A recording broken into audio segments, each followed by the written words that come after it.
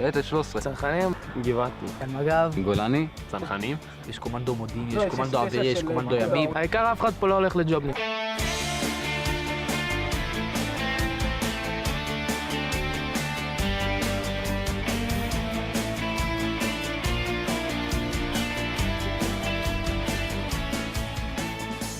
באדם שבא לפה בגיבוש, אנחנו מבהירים לו שאם אתה רוצה חיים קלים זה לא פה. פה אם אתה רוצה לשרוד אתה צריך לעבוד. ואם אתה לא רוצה לעבוד אז אתה חתם להיות פה. החבר'ה שנמצאים בתוכנית הזאת למעשה זה בחורים ממשפחות חרדיות עם דקדוק בשמירת מצוות, שהם הגיעו להבנה ולמסקנה שתורתם אינה יכולה להיות אומנותם.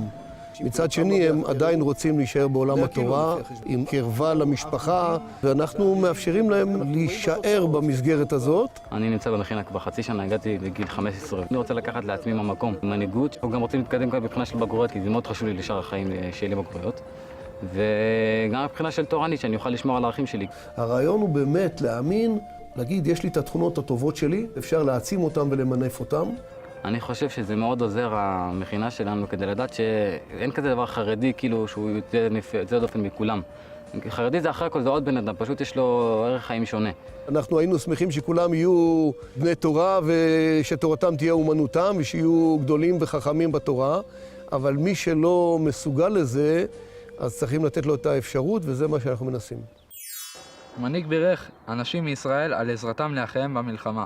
לא עזבתם את אחיכם זה ימים רבים עד היום הזה. א', מי המנהיג? ב', באיזו מלחמה סייעו האנשים לאחיהם? בהצלחה.